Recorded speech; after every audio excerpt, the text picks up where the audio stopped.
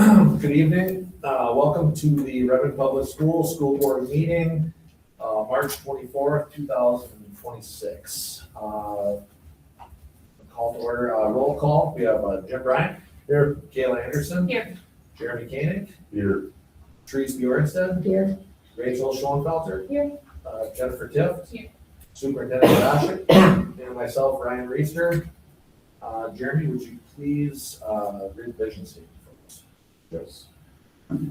Redmond Public Schools cultivates the inclusionary community where each student develops knowledge, skills, and character needed to thrive as an engaged citizen, innovative thinker, and compassionate leader in an interconnected world. Please stand for the pledge of allegiance. I pledge allegiance to the flag of the United States of America and to the republic for which it stands, one nation, under God, indivisible, with liberty and justice for all. And before we move to approve the meeting agenda, So I got a recommendation that we remove number 1. We'll put that on the agenda next month, so I recommend an amended agenda. So essentially begin with number 2 on the business items. so do I have a motion to remove business item 1 from the agenda and before making an amendment for that? So moved. I'll second. All right, so motion made by Rachel Schoenfelter, seconded by Jeremy Koenig. Therese, Aye. Rachel. Aye. Jennifer, Aye. Jim. Aye. Katie. Aye. Jeremy. Aye. And I will also vote aye. Motion passes. All right, now do I have a motion to approve the amended agenda? So moved. Second. Moved by Jim Bryant, seconded by Therese Bjornstad. Kayla. Aye. Jeremy. Aye. Therese. Aye. Rachel. Aye. Jennifer. Aye. Jim. Aye. And I also vote aye. Motion passes. Our agenda passed. All right, let's get right into it. Student showcase or student school showcase.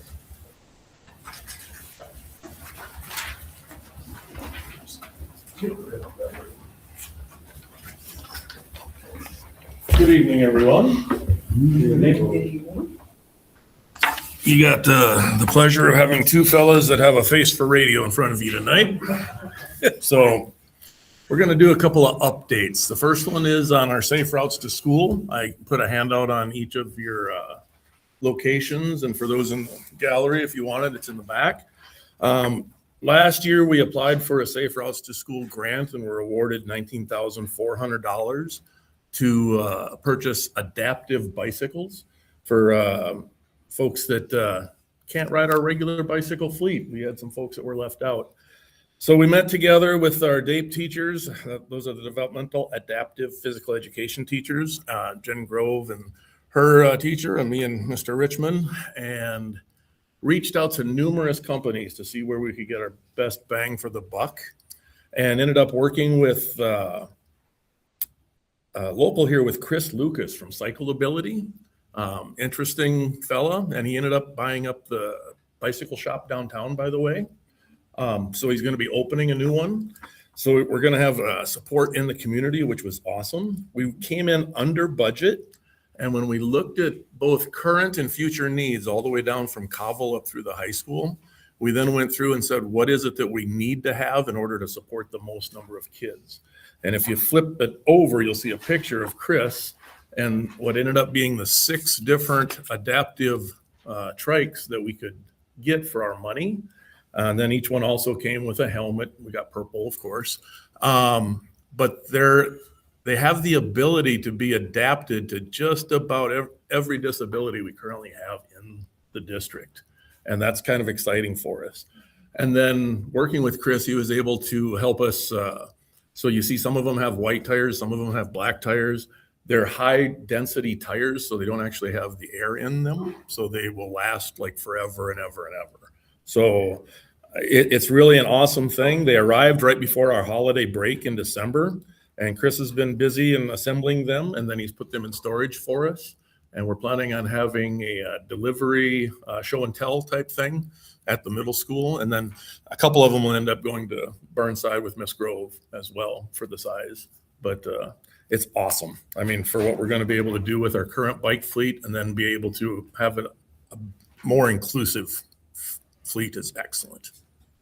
So any questions on that? Didn't we get some special needs bikes with our original purchase?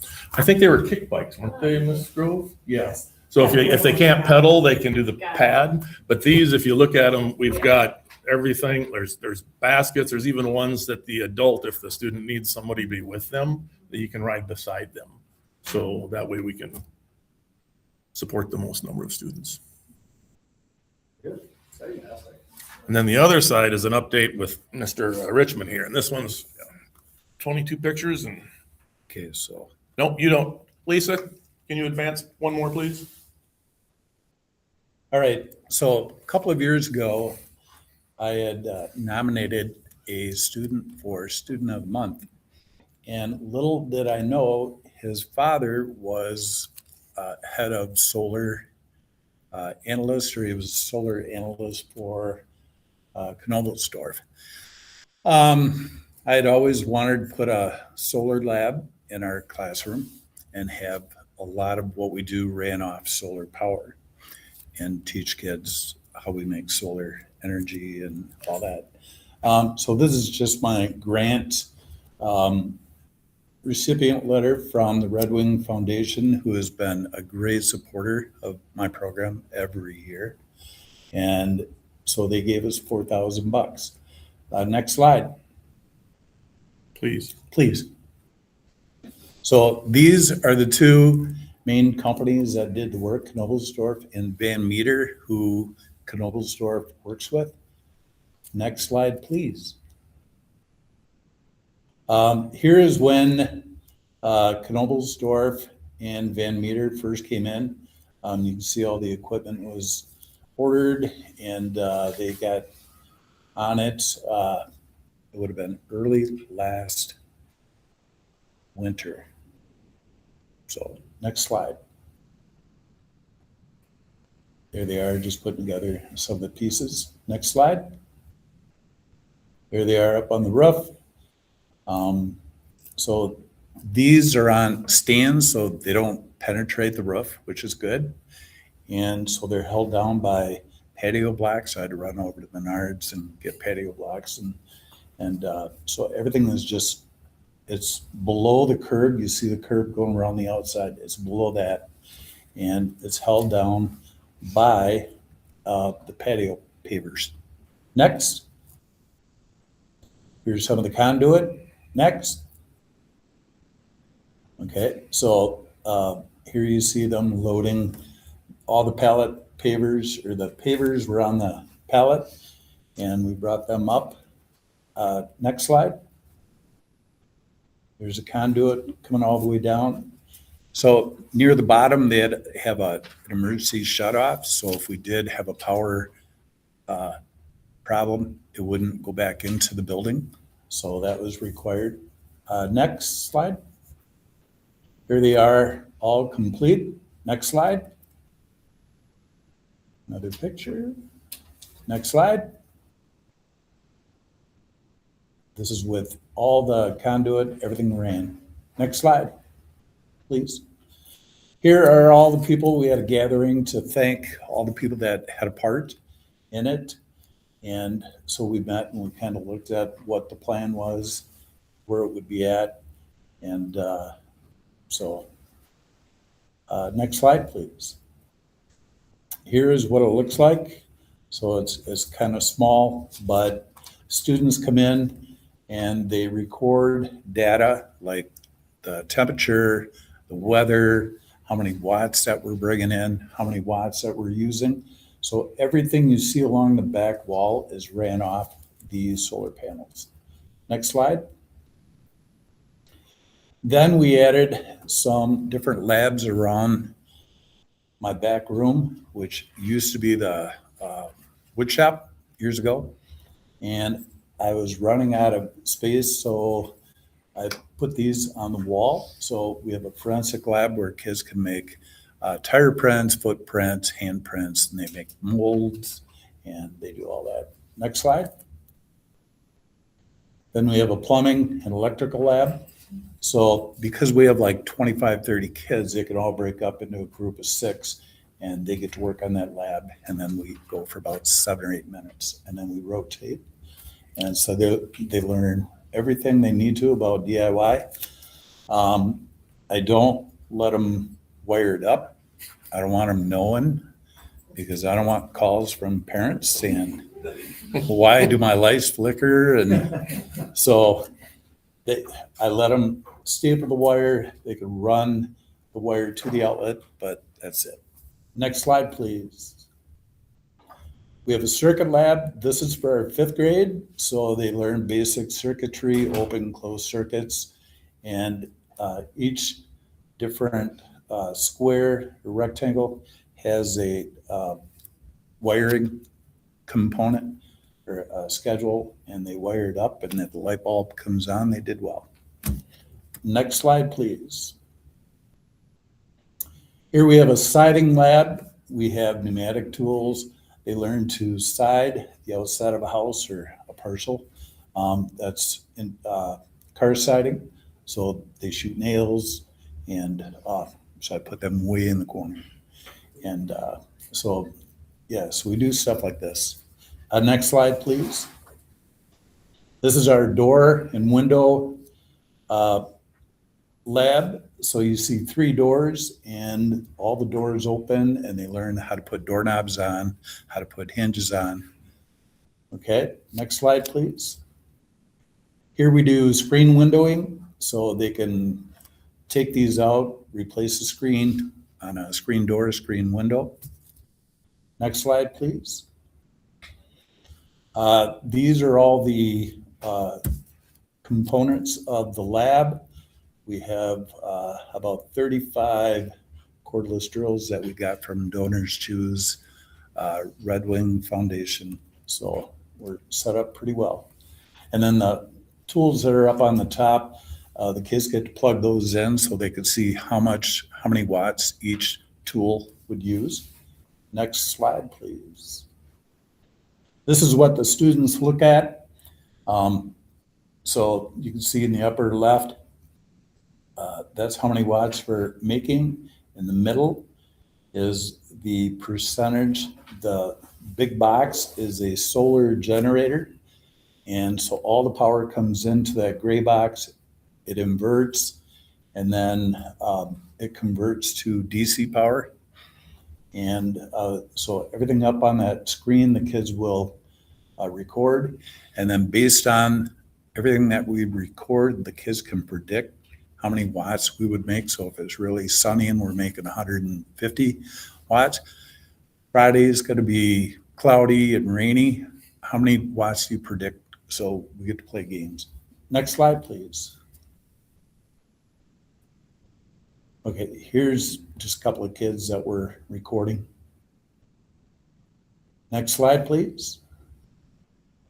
These are the 3D printers that we brought in, and we use these quite a bit. I pick 2 kids every day who are doing well and behaving and doing what they should, and they get to come back and print something off the 3D printer. Next slide, please. Pretty please? Is that it? Is that it? Okay. So any questions? It's a lot of hands-on. So how many watts does the solar panels peak day? The biggest I've seen is 240. 240. Yeah, 240. I didn't come in on Saturday though, because I'm wondering, because that was like the nicest, clearest day we've had. I was talking with some of the kids asking, do you think the warm weather will change what the rate is? So they get to predict, and even if it's cloudy, I mean, we came in and it was making 15 watts and it was totally cast or overcast. And so we get to answer a lot of questions. And so the generator will hold 3,500 watts, and then the rest just goes wherever. You can make it to where anything over what we need will go right to the grid. And then if you have enough of them, then Xcel will buy it from you. So it's somewhere down the road, but what else? How many you use in a day? What's How that? many, what's the average or how many watts or whatever you use a day? Because you're storing up to 3,500 in the generator. Right. So you, Well, it all depends on if we have tools plugged in. So if we're running the 3D printers, of course, it's going to be lower. If we run that big drum sander, it'll be lower even yet. That's a big draw. Yeah. But so we're going to have the 3D printers. We have an indoor greenhouse with heated pads, lighting, grow lights. We have the power tools that we use. And then, so the kids are going to bring in an appliance from home, like a shaver or a fan or something, and then they can plug it in. But before they do, they guess how many watts are going to draw. So we get to use it quite a bit. So I use it quite a bit. And when I was preparing for this, my daughter said, "Dad, don't you get nervous when you speak in front of the school board?" And I said, "No." I said, I imagine they're all in a line and they're only about this feet tall or this tall. So then I got thinking, what could we do with that? So Yeah, so out of the minds of babes comes ideas that come to fruition at school board meetings. It is. Oh, my God.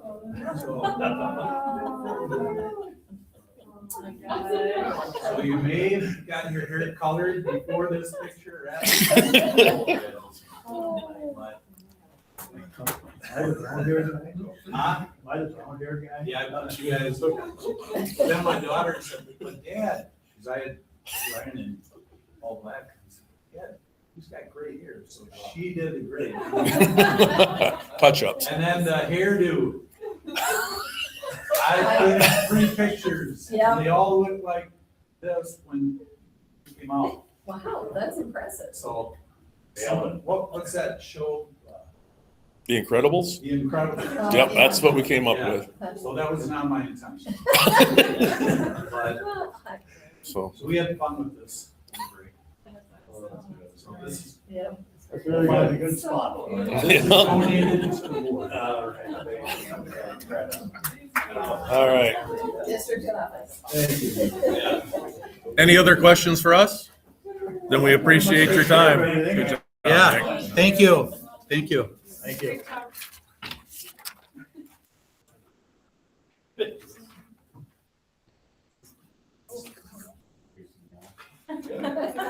We're all. Tell your daughters to get great on the salt and pepper.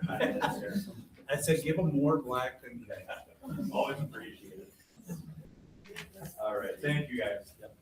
All right, next up, public comment.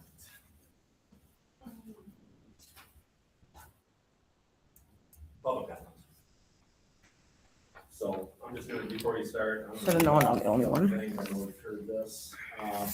The following guidelines will be followed during public comment. We expect the comments to be limited to 3 minutes per person and that a representative be selected to speak on behalf of a group of individuals attending the meeting for the same topic.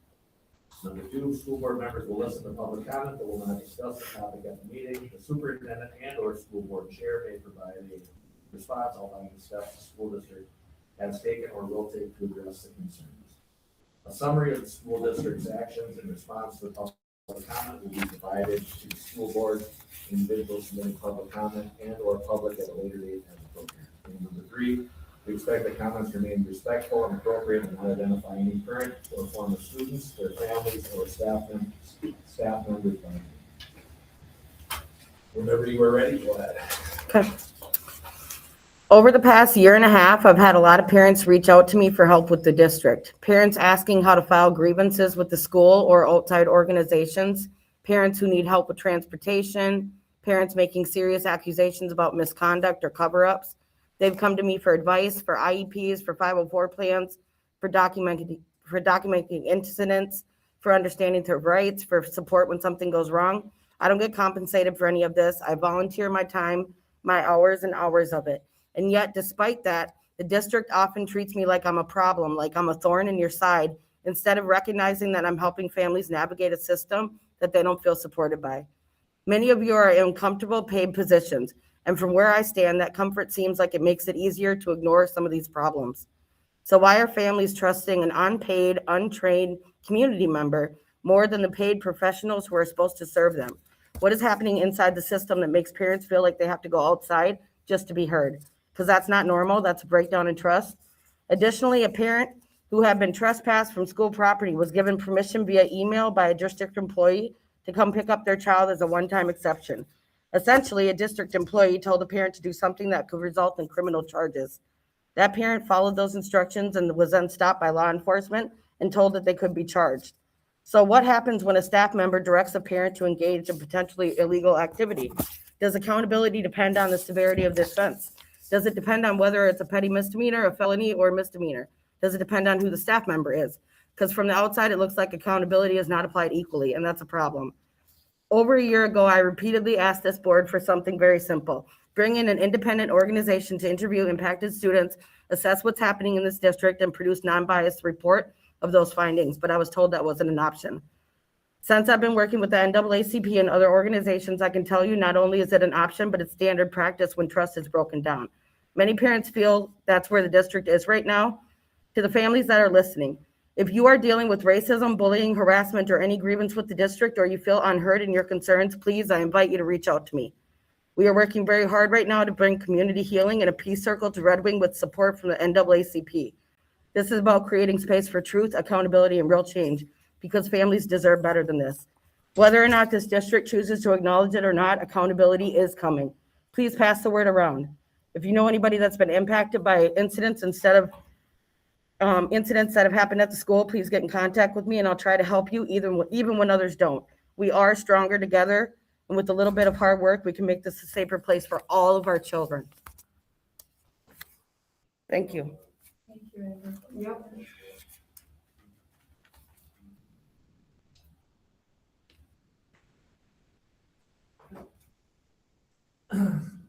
Next up, recognitions and upcoming events.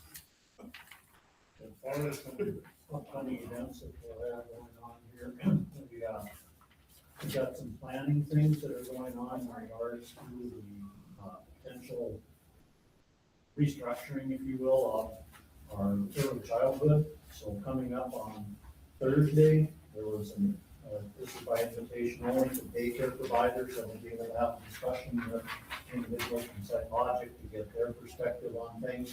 On Friday, that same group will be meeting with the folks at the Early Childhood Center at Cobble to be able to visit with the employees that are working with our youngest children. And then next week, on Tuesday, the 31st at 6 o'clock, we will have a public meeting there to further that discussion. A lot of this is based on the input that we gathered when we ended up having the survey that was put out. And then there's a number of other meetings that are coming up. Those are the kind of ones in the short time. There's going to be a number of these meetings because we want to be able to get as comprehensive a view as possible before or if we end up proceeding. The goal is to be able to have a presentation to the board on May 12th, and we have our workshop then on when they able to proceed from there. So there's handed out a little piece of paper that's got a bunch of those meetings on them. So that's really one of the big main things that's going on here in the next while. Do you know where that meeting is on Tuesday? Tuesday, that's in May 1. And is this SiteLogic running this? So has the advisory committee been selected? On this, no. So right now, we're just getting through this first part here and then that next advisory group. So on some of that, some of the individuals that may serve on that may come out of the community groups that we've got. And I think that was mentioned in Sunday's newsletter, right? That you're gonna- Would you advise us to attend the meeting on Tuesday? So I don't think that it would hurt, you know, it's always good to, be able to, being able to pick up on things that you may see or hear, somebody may visit you. So yes, I think that can certainly be appropriate. Do we need to notice that there could be a forum at that meeting? So on that, we'll talk to Lisa about that tomorrow.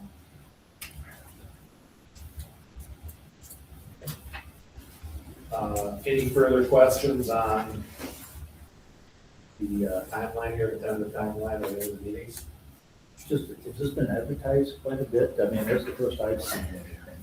So it's gotten out there, so yes, it's, like I say, some of this was by invitation only.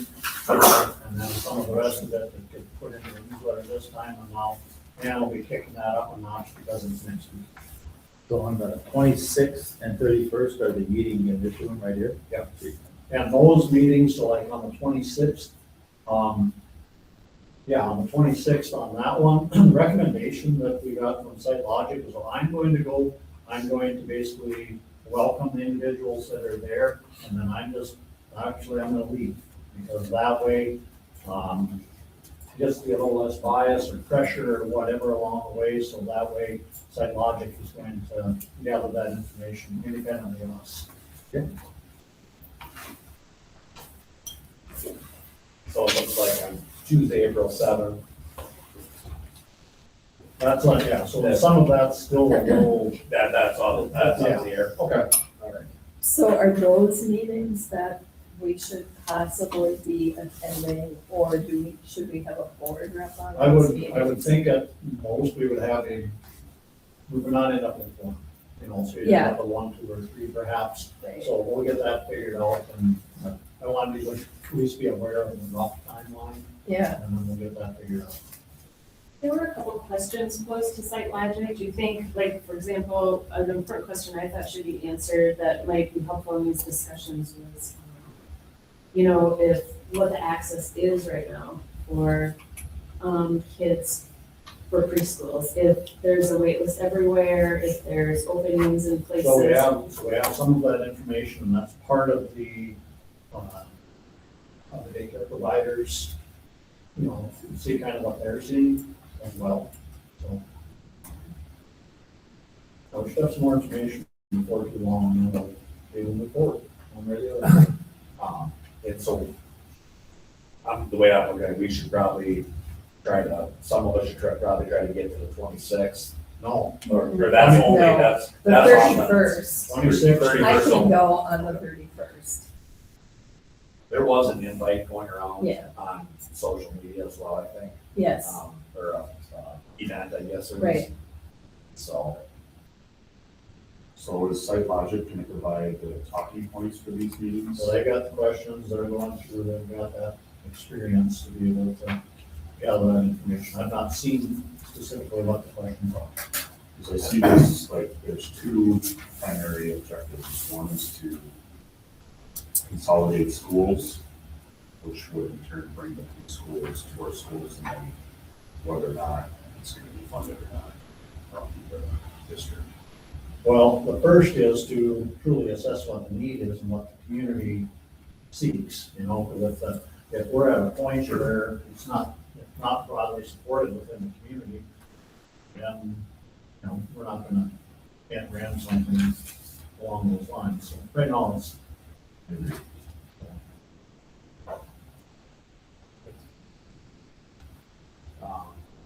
everyone's questions been answered?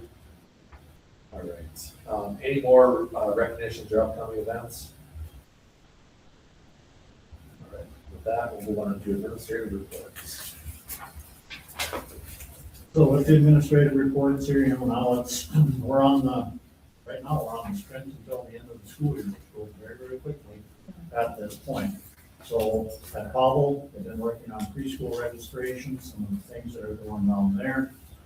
Sunnyside, they've had some different pieces going on, but one thing, and I believe that Mr. Pagel mentioned this last time, on March 13th, every Sunnyside student, who's family one of them, We received a brand new coat. Coach was donated through a program called Operation Warm, on courtesy of the generosity of the Minneapolis Fire Department and Prairie Island and Treasure Island. So that was something that we want to make sure we recognize and be thankful for there. Sunnyside Spring Special Showcases, those are shown around town here now. There's on 9th, 10th, 11th, 9th, 10th, 13th, 14th. Burnside, kindness retreat that had taken place. The third grade went to Goodman County Historical Society, and I don't know exactly what that is. Third and fourth grade went to Sheldon for a click-clack move. So lots of things that are going on. And about 35 kids completed Blackout Bingo for I Love to Read Month, which means they completed every activity on the I Love to Read bingo sheet. So being able to get some of those things done.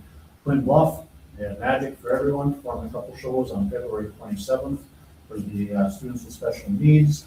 Water Street Dance was there. I happened to be there that day for a portion of it. Very, very interactive. The kids were great. I don't know, Mr. Bierman, if you have anything you wish to add to that, but it was a really good experience. It was the most interactive and positive experience I've had in a large group setting since I've been here. Yeah. So it went really well. The kids were actively engaged. Our kids with the stage kids. Yep, with a very, very. They have a guest choreographer and they let them make choices and then the dancers would do what they were told. And then they did a second run through and then they did it live with music. And it was all with this kid just saying what they should do each time. It was, I got goosebumps. They're coming back next year too. Yeah, it was perfect for the middle school. Yeah, I want middle them back. school, high school, or middle school, it was definitely appropriate. Yep. They did 2 shows, so we were able to get everybody in the auditorium and have half the kids once, half the kids twice. So those are kind of the primary pieces that I wanted to kind of touch on here. Right now, we are entering heavy-duty testing season, so. Started today. So that started today, so Started that's today, yeah. very, very busy, and we certainly encourage our families and our kids to participate in this. Any questions? All right, move on to committee updates. Do we have any negotiations meetings planned? There was one that was planned, it was supposed to be tomorrow, I had to cancel that, because I got a conflict there. So coming up, there will be some going forward, we're meeting with EAs and, yeah, or something like that. So, Can you let people on the committee know that? We have an invite. yeah, I haven't got an invite for it. The 8th? good out. We'll double check though. Those are the meetings, 10th, 25th, and 8th. So, okay, we'll have to make sure we get that to you.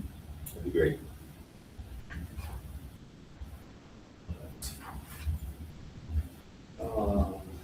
Any other further committee updates? Should be good. All right, consent agenda and donations.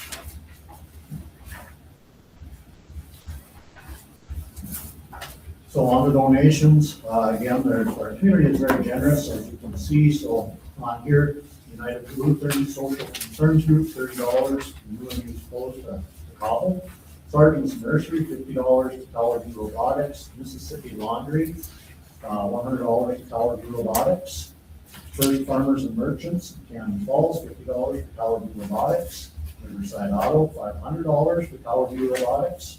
Medtronic, here it's not dollars, but $4,000 value for, again, Tower View Robotics. Olivia Learning Center Incorporated, $1,000 for Tower View Robotics.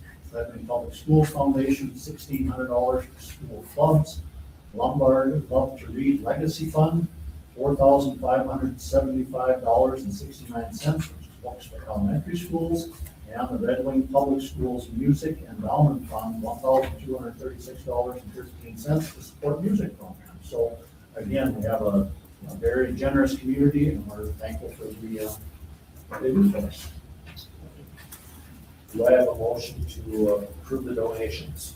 So moved. Second. All right, Motion made by Teresa Durant, second by Rachel Schoenfelder. Jennifer. Aye. Jim. Aye. Kayla. Aye. Jeremy. Aye. Therese. Aye. Rachel. Aye. And I will also vote aye. Motion passes. We need to do the consent. Yep.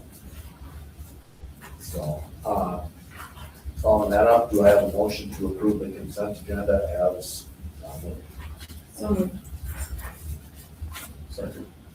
Motion by Rachel Schoenfelder, second by Jeremy Koenig. Jeremy? Aye. Therese? Aye. Rachel? Aye. Jennifer? Aye. Jim? Aye. Kayla? Aye. And I will vote aye. Consent agenda. Great. Superintendent report. So a couple things that are going on here right now, obviously, the legislature is really a big topic.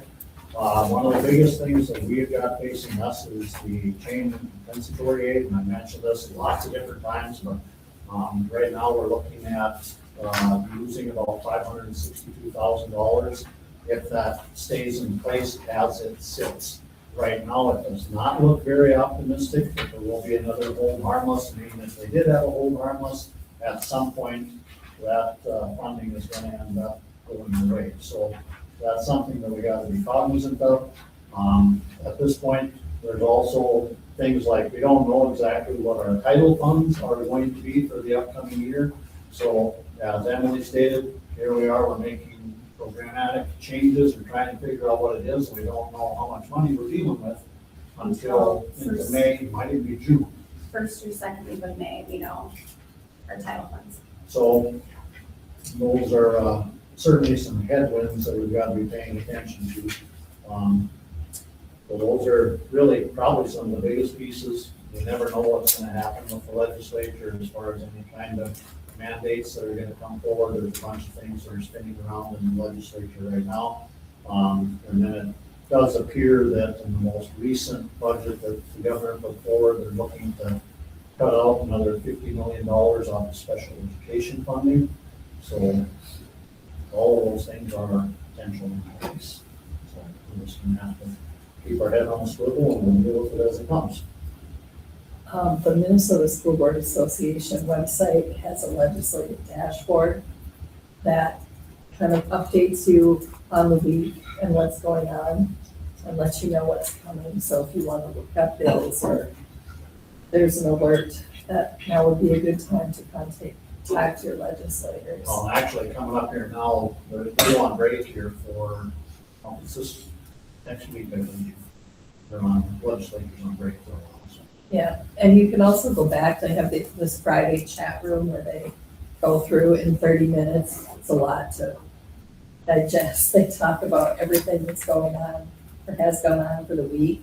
But now, this year, they've started putting links to those meetings on that legislative dashboard. So if you wanted to go back and watch it in your own 30 minutes instead of having to be there at 9, you can. It's very informative.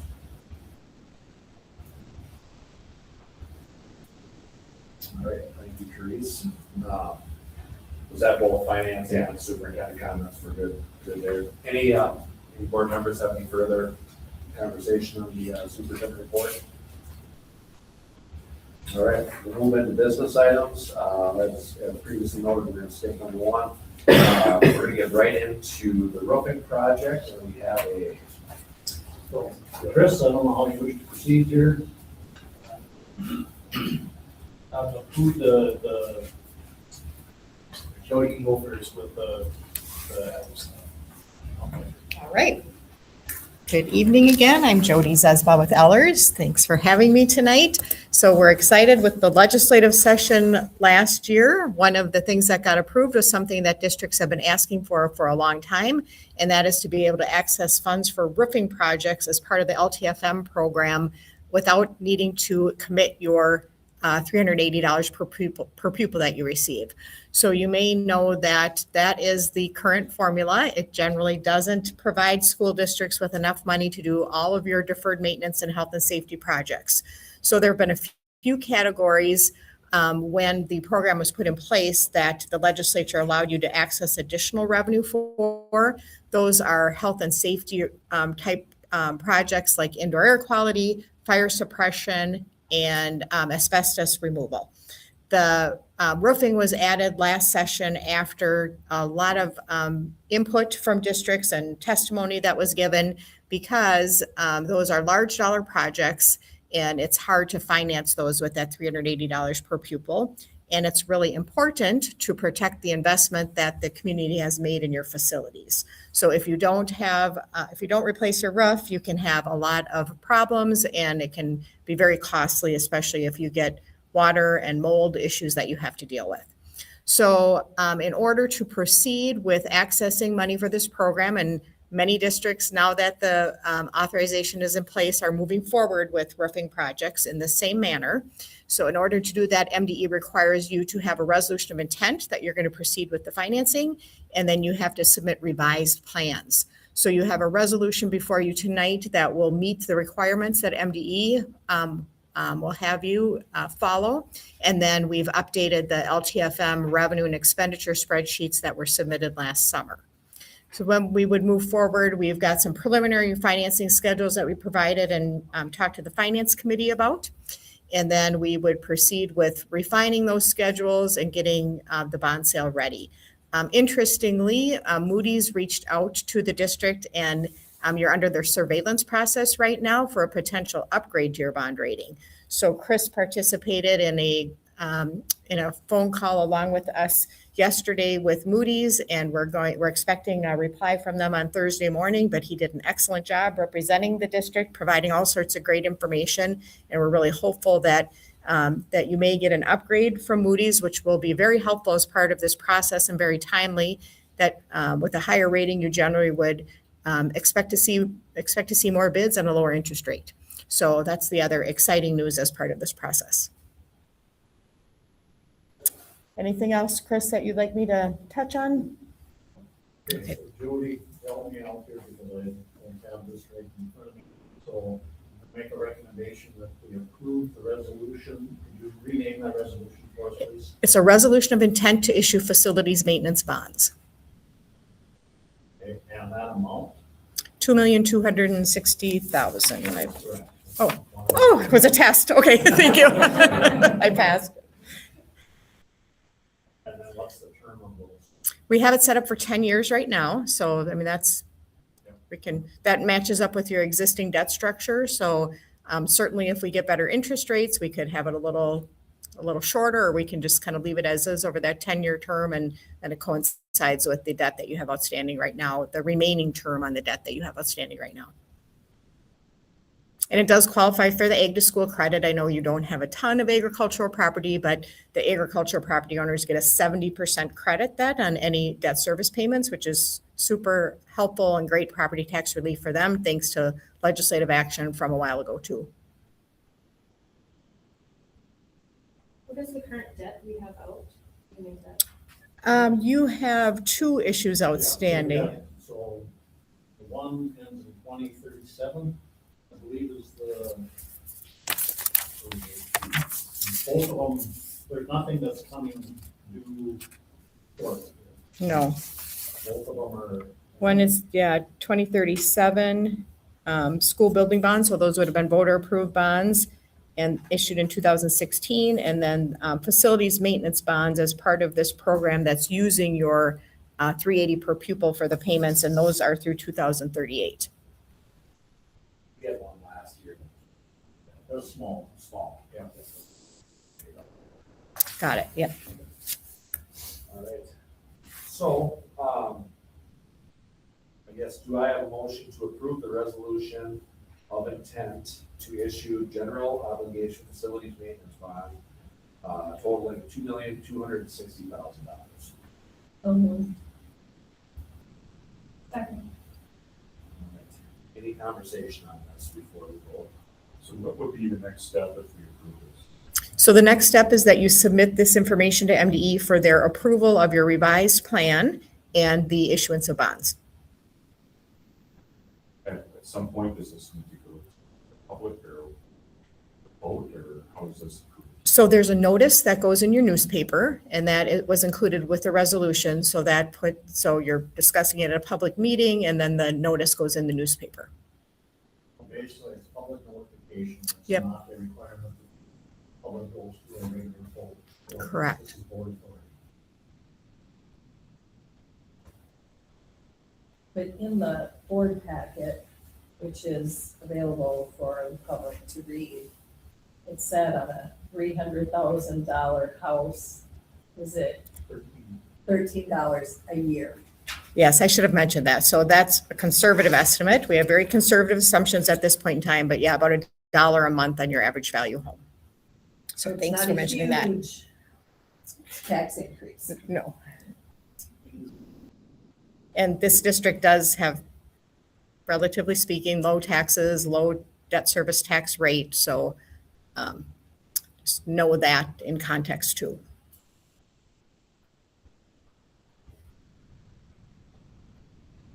Further questions, discussion?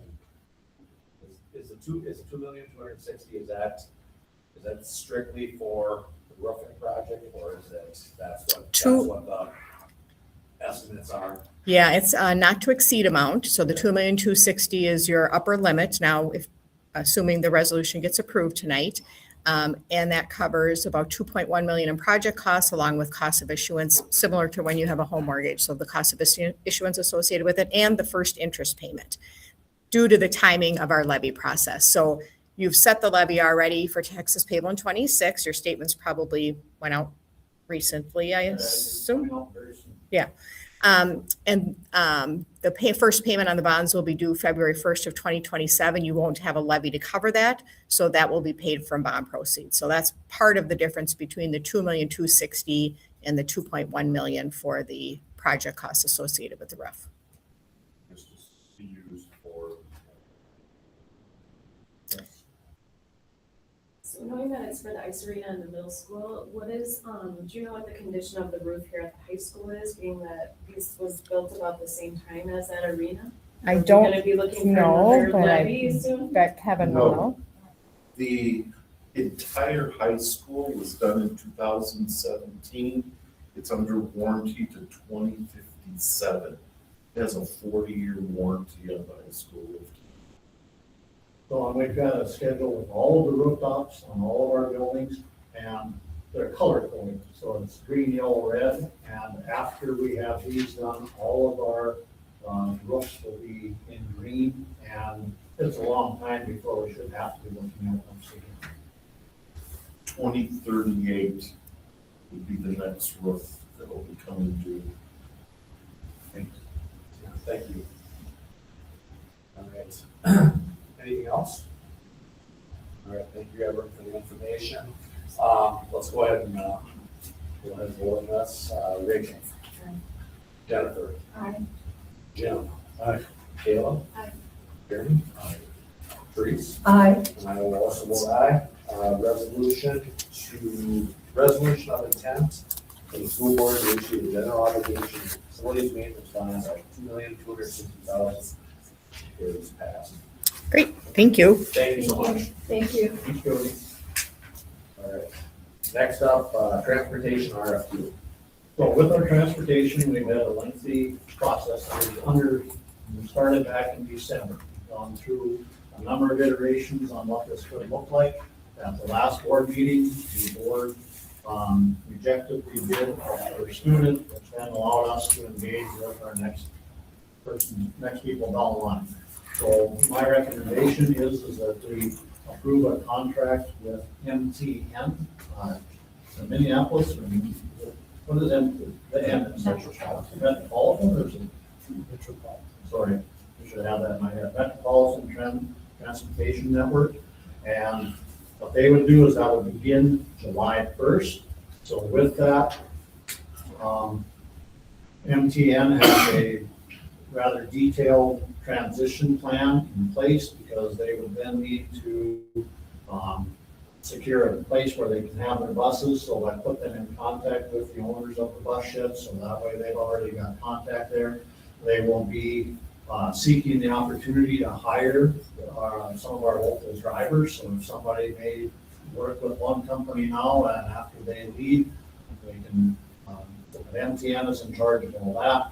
So there's a number of pieces that'll end up going there. One thing that is different with MTN than we currently have, right now, we have CISO is our scheduler, and First Students is our transportation provider.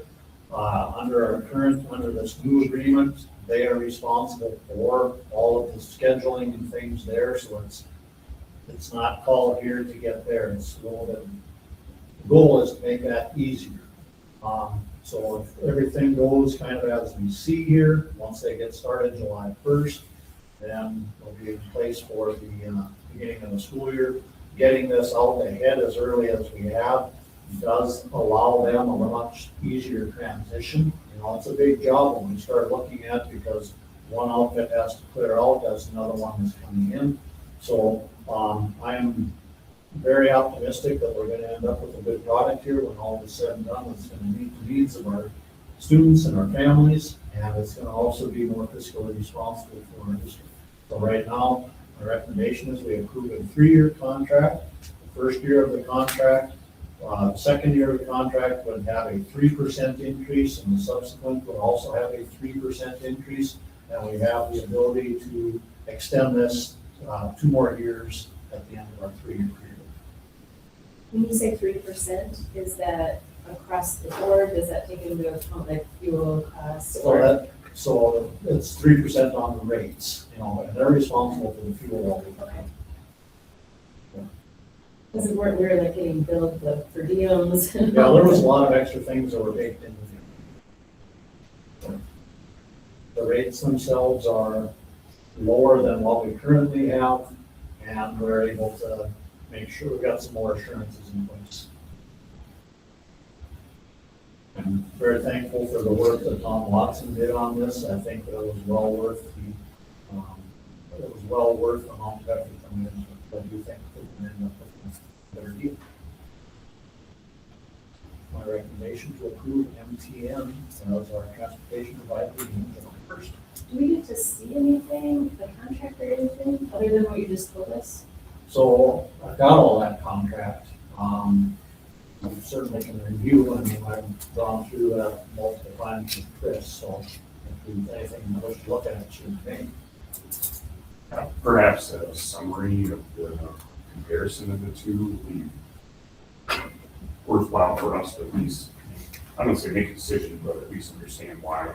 I mean, you mentioned that the rates are less, so obviously that'd be positive.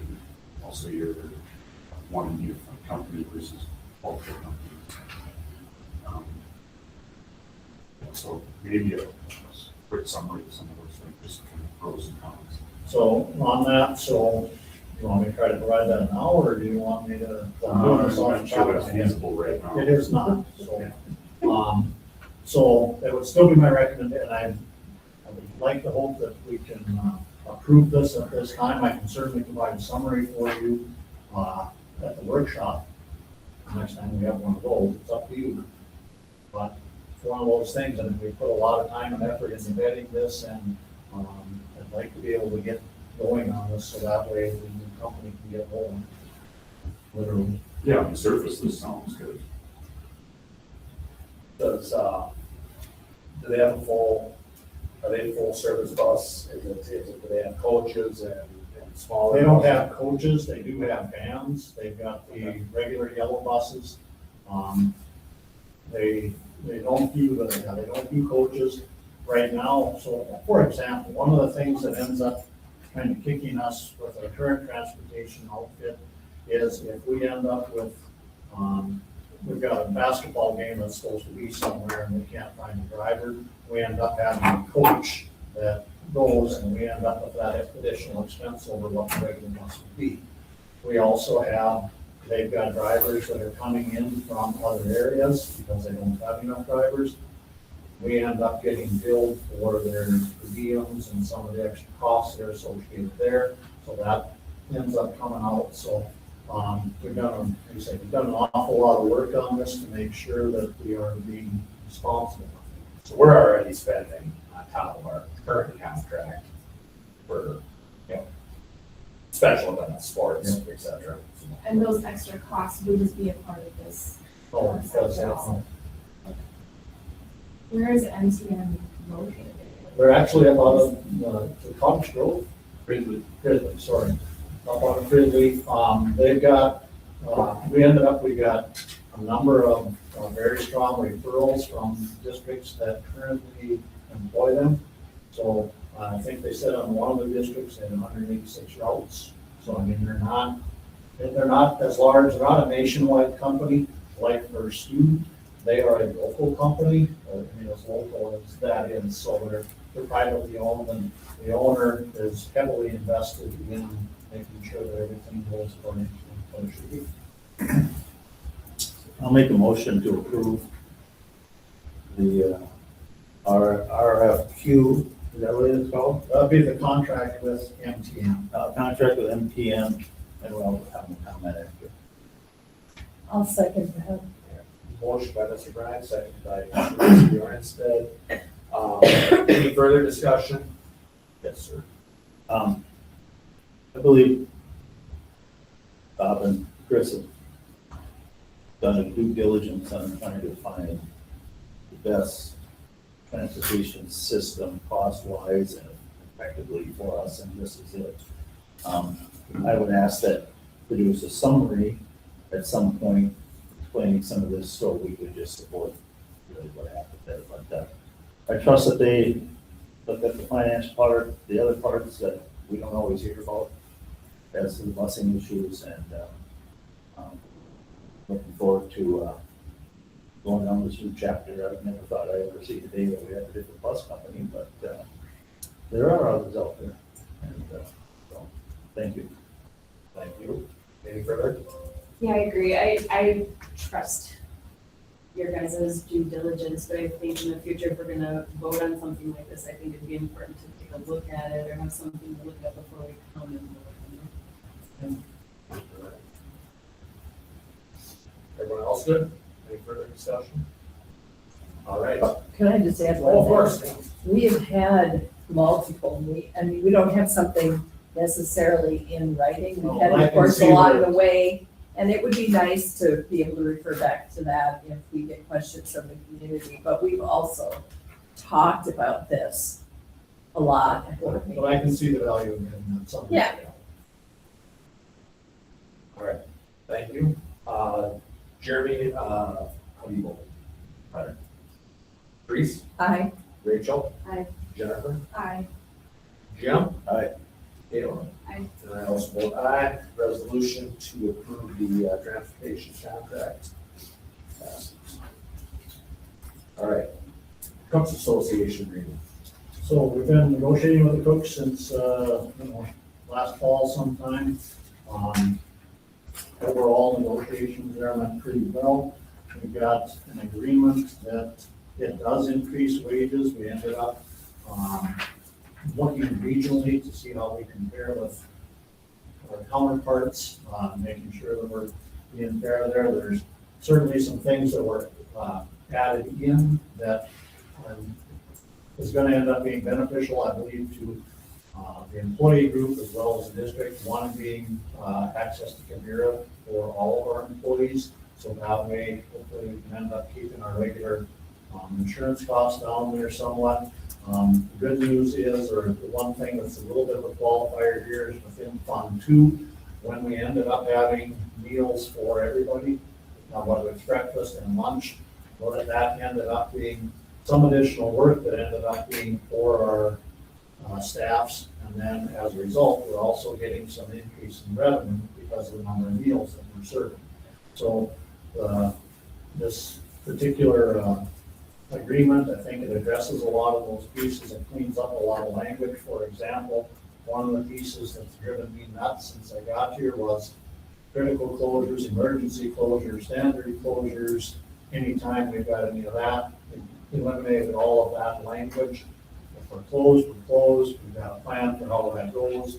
And there's a document that we refer to on that to be able to go back. So overall, Jim and Jennifer and Jeremy were on that committee. If you had anything that you would wish to add at this point.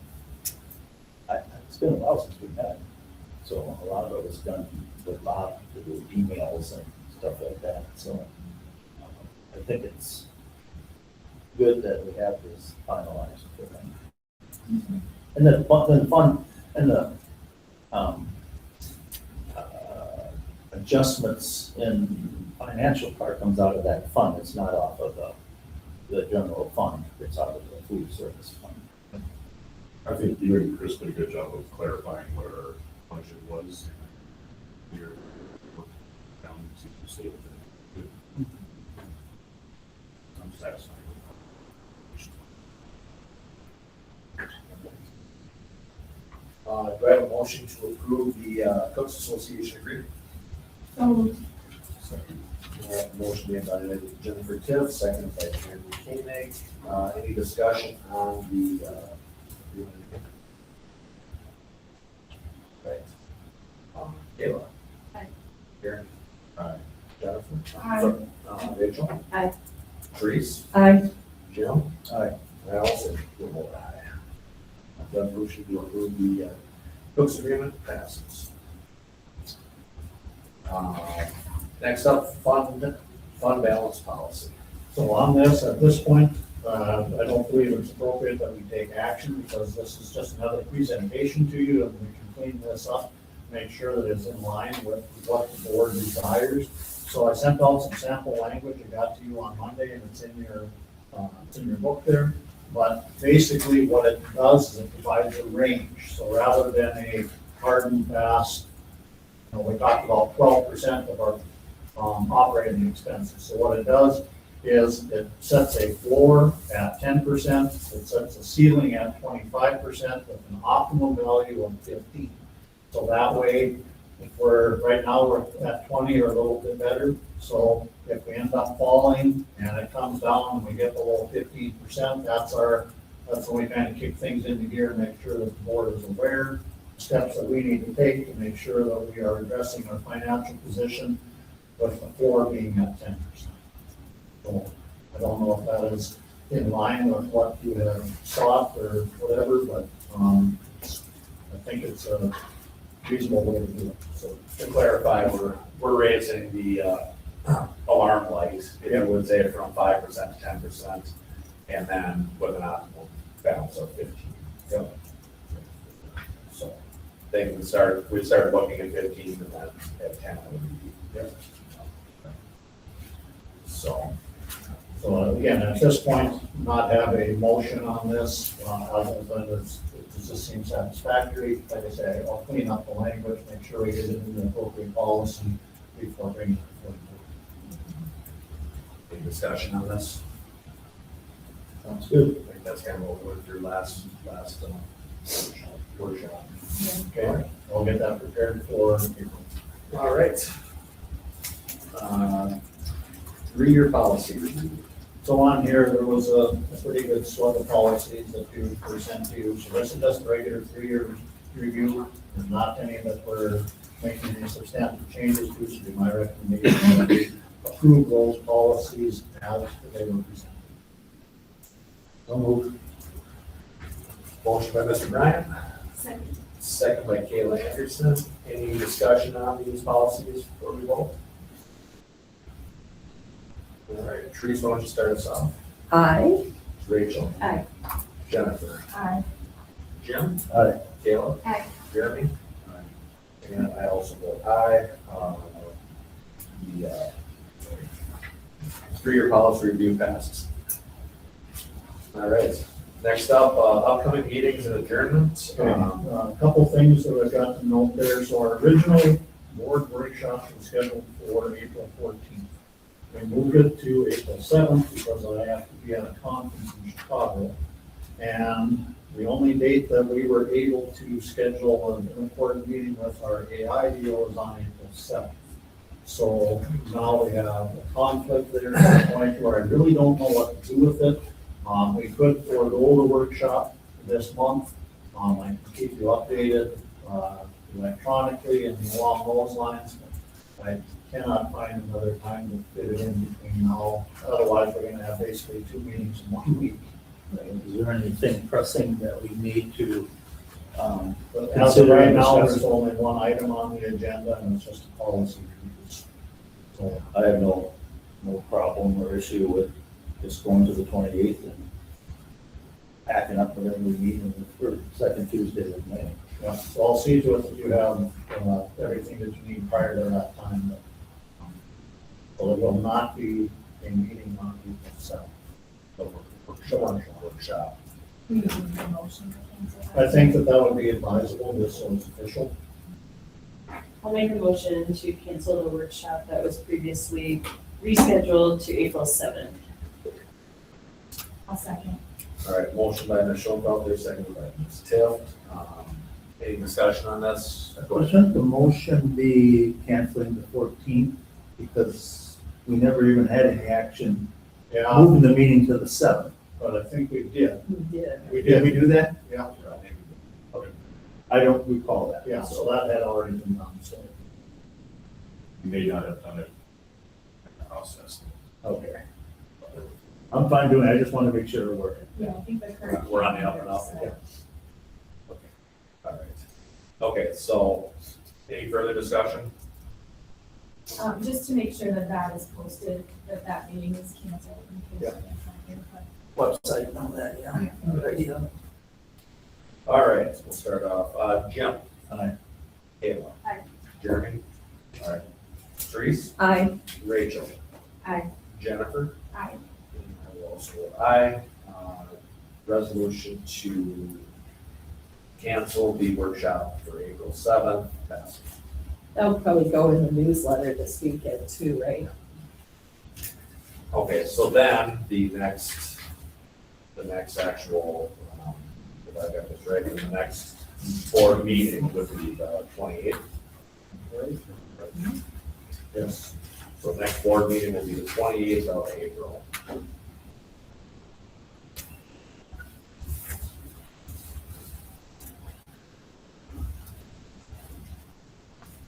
All right, anyone have any future topics they'd like to discuss before?